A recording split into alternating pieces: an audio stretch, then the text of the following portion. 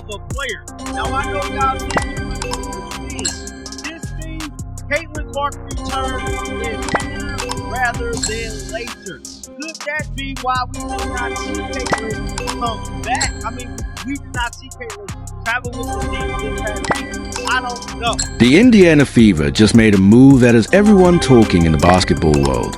They cut a player who was supposed to be the bridge until Caitlin Clark's return, leaving fans and analysts asking one big question.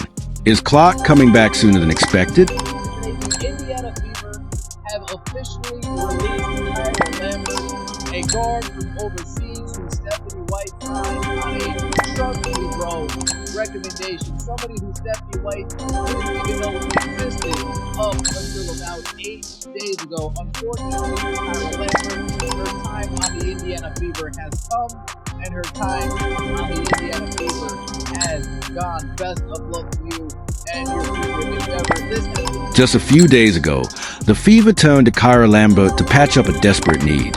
With their point guard rotation wrecked by injuries, Caitlin Clark, Ari McDonald, and Sydney Coulson all sidelined, the team needed immediate help.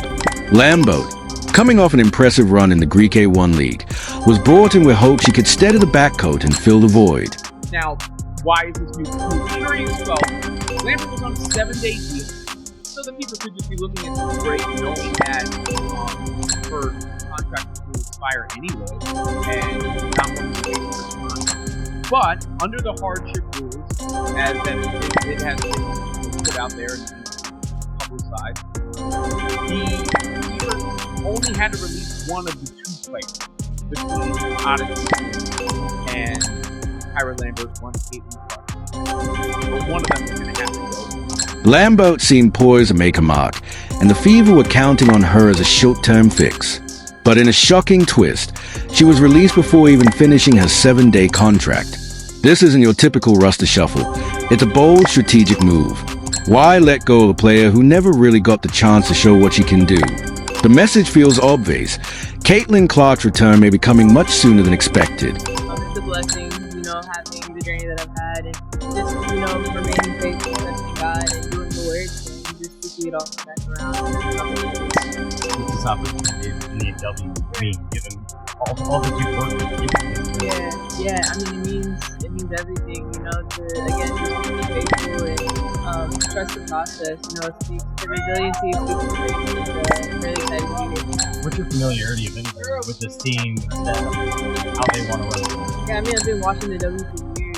It's the best basketball in the world. So I've been watching and I've been. Fans have already connected the dots, and here's where it gets interesting. This move has nothing to do with Lambert's performance. It's about clearing space for something far bigger. The Fever's decision to cut her wasn't a judgment on talent, but a signal of what's next.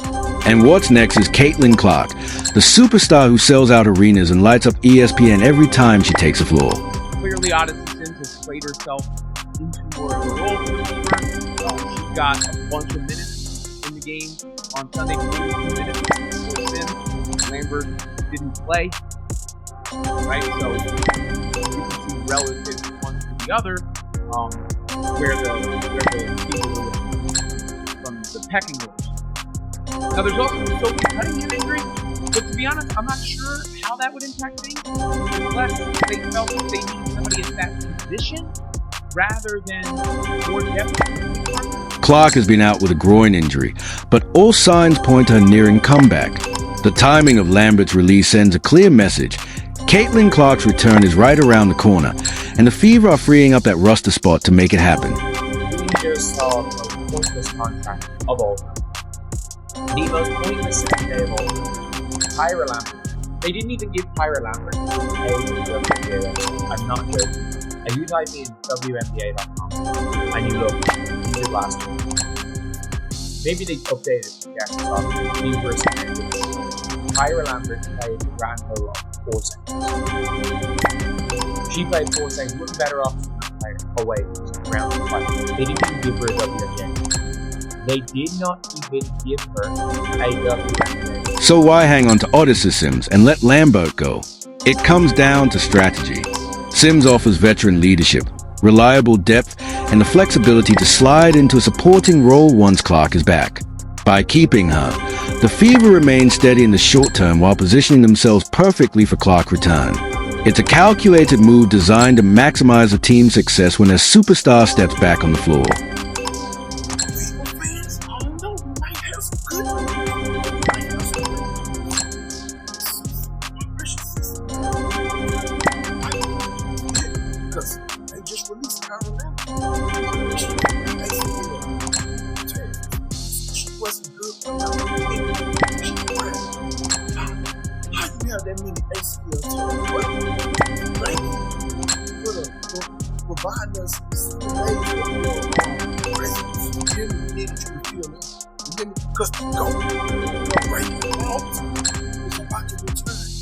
Let's talk timing, because none of this feels like coincidence. The Fever's break after their matchup with Connecticut lines up almost perfectly with Clark's recovery schedule. Between ESPN's injury updates and the team's practice plans, it's clear she's aiming to be back in full practice by the end of the break. That sets the stage for a dramatic return right when the Fever need her most, with the August 26 game against Seattle shaping up as a most likely moment for her comeback. Did know that once Caitlin Clark is back, one of the two hearts will not be. So that's naturally where people's heads were thinking when it was reported on the ESPN broadcast that Clark, the hope was she would return to practice this week, with target dates 22nd, 4th, 26th, those games being thrown out as potential return. Now, I don't have other updates on that. I mean, I took Stephanie White's comments as they hope still she returns to that regular season a little less confident than the previous. It almost feels scripted how perfectly this is played out. Even without Clark, the Fever have shown real growth, proving they can battle and even beat some of the league's toughest opponents despite a depleted roster. Veterans like Natasha Howard have risen to the occasion, highlighting a depth and resilience that many underestimated. Can the Fever please invest in international scouts? They definitely need to invest in international scouts. Because I know you boy John Center is the best athlete when it comes to overseas players. But something I would say, they play hard. Those overseas players play like they got something to do. I get as far as me, I feel like we got enough talent here at home in our home country to get players.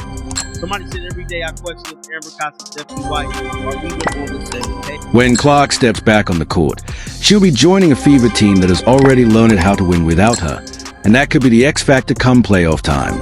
Their surge has been impressive, earning respect across the league.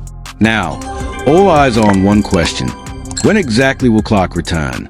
ESPN project her comeback between August 22nd and 26th, with the Seattle Storm game standing out as the most likely date.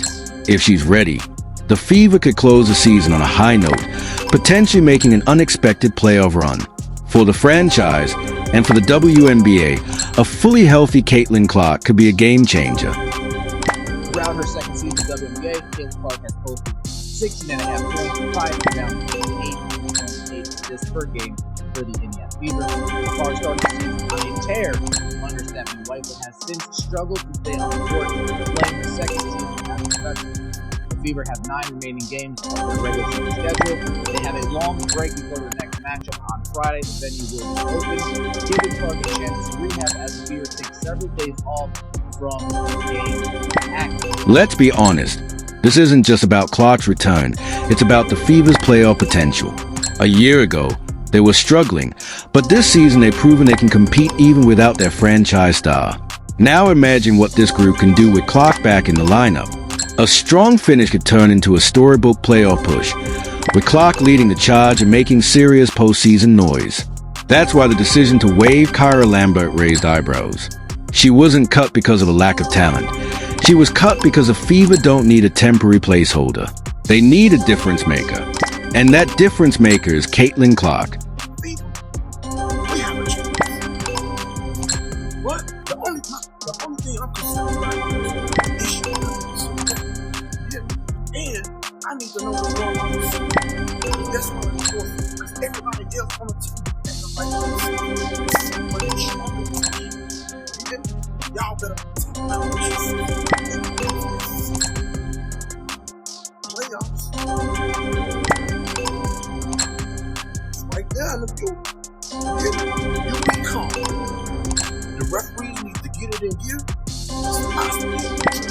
The Fever cutting Lambert so quickly is a clear sign of how much faith they are putting in Clark's return.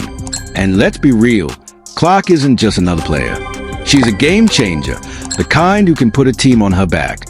Before her injury, she was averaging 16.5 points, 8.8 assists, and 5.0 rebounds, numbers that show exactly how much the Fever have been missing her presence on the court. That they are being extraordinarily deliberate with every step in the process when it comes to Caitlin Clark. But like I said on Sunday, that's the kind of win. If I'm seeing a team that I watch and say, I gotta get back, like, there's nothing can stop me this season. That fight they showed. This isn't just about getting a star back on the floor. It's about restoring the centerpiece of the Fever's offense. Clark is the missing piece that ties everything together. But for her, this return is bigger than basketball. It's not only about her health or the Fever's playoff hopes, it's personal. After a long recovery, this is her moment to prove to herself and to everyone watching that she's still one of the league's elite. It's about reclaiming her place among the WNBA's very best. If she's going to play, I know that she's going to come back as a different thing. The playoff point on the are much better when she's on the team.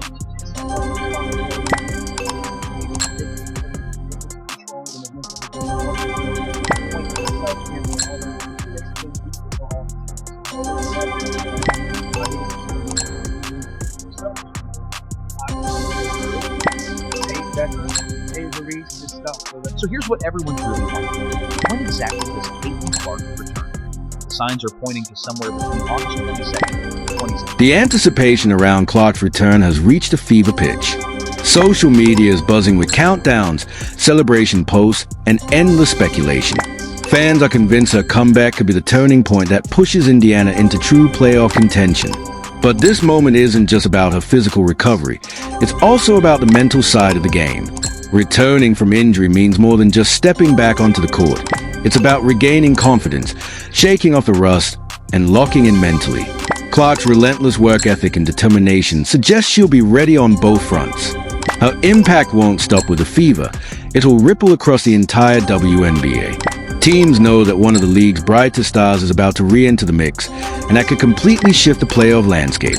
Everyone is waiting to see how her presence changes the dynamics and whether Indiana can ride that momentum into a deep postseason run.